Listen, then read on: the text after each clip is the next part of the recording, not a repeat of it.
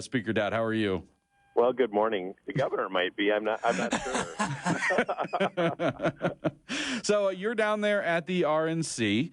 Were you on the floor last night? Were you in attendance last night for Ted Cruz's big speech? I was. How did that play in the room? Because the reports are, and on TV, as watching it live, it sounded like there was sounded like there was a lot of boos. It sounded like the crowd was pretty intensely upset with him. A lot of chants that I thought they were chanting "endorse Trump, endorse Trump." According to news reports, they were chanting "We want Trump, we want Trump." Was that the majority of the room, or was that sort of a very sort of focused group? The New York delegation specifically was right there in front. Did it play off in TV as the same way as it did in the room? Well, it probably did. I think that I will say that his speech didn't really go over well in the room. I think I don't know exactly how it played on TV, but it was not real well received in the room. I think what he was saying, he delivered a very good speech, but I think what folks were wanting to see was him kind of rising above and uniting the party and saying, hey, Donald Trump might not have been our first choice, but we need to all get behind him. And those are the kinds of things that the other candidates said.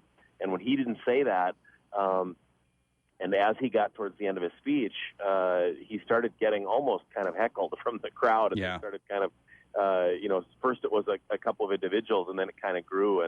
And by the end, it was, to the point where he was, I would say, very much booed right off the stage. So holy cow! I hadn't seen that in the past at one of these conventions, and it was kind of interesting to be in the room. It did get the crowd did really turn against him. It looked at one point like there was like a scuffle in the crowd at some point. Did you see anything about that? Did you catch that? I didn't see it last night, but I'm told I did see the night before because there was some right near us. I don't know if what you're talking about is related to Ted Cruz or if there was some protesters in the room. Okay. But once in a while we do see that there's some protesters that get in the room and all of a sudden they take their jacket off or whatever and it's code pink and they're trying to, wave signs, and the crowd is so good at like holding up signs and flags so you can't even see them, and then they start chanting USA, USA, so you can't hear what they're saying. Mm-hmm. So if there's ever an awkward chant during the middle of a speech, that's usually what's going on in the hall. They don't put them on TV. But it's interesting to watch that stuff when you're in the hall. Kurt, it's odd to think of the I've been seeing on Twitter and Facebook from attendees of the convention talking about the big security perimeter, all the perimeter checks. It's odd that many protesters have been able to infiltrate the convention. You've been to conventions in past. Is this a normal amount of disruptions, or does this strike you as odd as well? Well, it's the security perimeter and all of the security checks, and they are intense. You do have to, even kind of seeing it, it's a little intense, and folks maybe remember it a little bit from St. Paul, but there's literally riot fences all the way around the arena, and you have to go through security checks. But those security checks aren't really checking to see if you're a Republican or a Democrat. What they're checking for is to make sure that you don't have a weapon or something like that. So, it's probably, not all that difficult for them to obtain a visitor's pass or a guest pass here or there. So there have been a few that we've seen that have snuck in the arena. I've heard that there was some last night. I didn't see those personally, but I did see one the night before. They escort them out of the arena, but they really try to disrupt things. Yeah. Let's shift gears a little bit. I want to get your thoughts on Mike Pence's speech last night. So far from what I've been able to read, the headlines this morning and most of the coverage this morning is, of course, focusing on what happened while Ted Cruz was speaking and the lack of implicit endorsement by Ted Cruz, as if anybody should be surprised by that. But Mike Pence's speech appears to be going to be very well received. We're going to play some audio from it a little bit later in the show. What did you think of Governor Pence last night? I was really impressed. I haven't taken the time or spent a lot of time or gotten really familiar with him, so it was a good opportunity for me to see and hear him and being right there in the room, kind of see how folks were reacting to him. And it did go over well. He delivered some really good lines last night. The the one that I in particular liked was, this isn't the best we can. I forget how he said it. This isn't the best we can do. It's the best they can do. We can do better. And it just the crowd just kind of erupted when he said that. And of course, he was talking about Barack Obama and Hillary Clinton. Right. That the country can do better.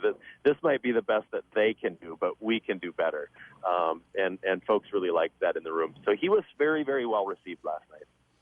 Story out of NPR News talks about you're assessing the Trump factor out at home, and says Kurt Daudt, a Republican delegate to the National Convention, outlined potential upsides to having Donald Trump atop the Republican ticket, but said the impact of the presidential race on down ballot races isn't clear yet.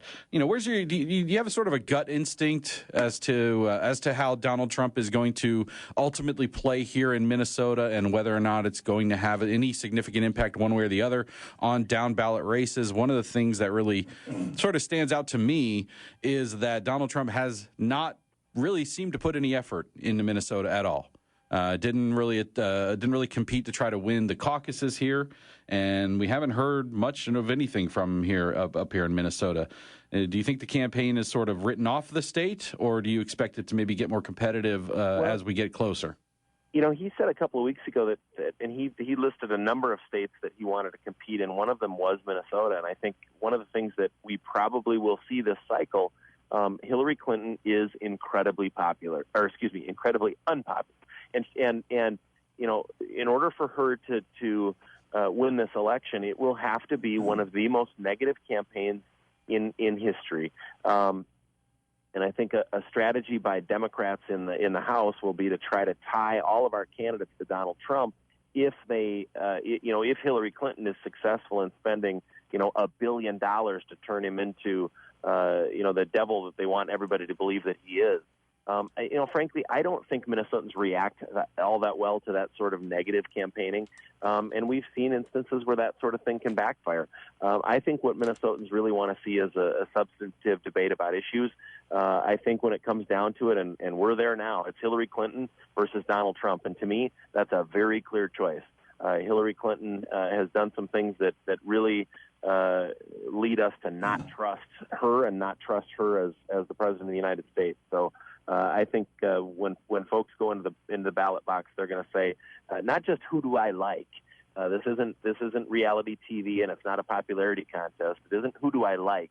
It's who do I trust in the most powerful job in the world. And I don't think people are going to go into that ballot box and check Hillary Clinton saying, yes, I trust Hillary. And that's where I think Donald Trump is going to do well. One last question before we let you go here. Are we going to have a special session in August? Well, we're still working on that. We're a little bit closer, and what that means is the governor has caved on almost everything. But what I'm talking about is a big list of demands that he had, I think that's kind of what we expected. But he's still talking about how do we get Southwest Light Rail? Well, you know what? We're not doing Southwest Light Rail, and I think folks know that. But for some reason, the governor seems to forget that. And if he wants to walk away from $700 million of road and bridge money for Southwest Light Rail, that's going to do nothing but help us show Minnesotans that Democrats who are controlled by the Minneapolis-St. Paul most liberal members have left Greater Minnesota behind, and all they care about is Minneapolis and St. Paul. And that's going to help us greatly. We'll be picking up seats in the next election. Well, thank you for holding firm on that Southwest Light Rail stuff. I appreciate it. It's nice to know that that you guys aren't bending on that issue in the House, and thank you. I appreciate it. Well, the House is our firewall, and that's it, man. That's all we have. Absolutely. You guys are protecting us from the White Walkers of the DFL. Nice job. That's right. All right, Kurt Daudt, Speaker Daudt, thank you so much for your time this morning.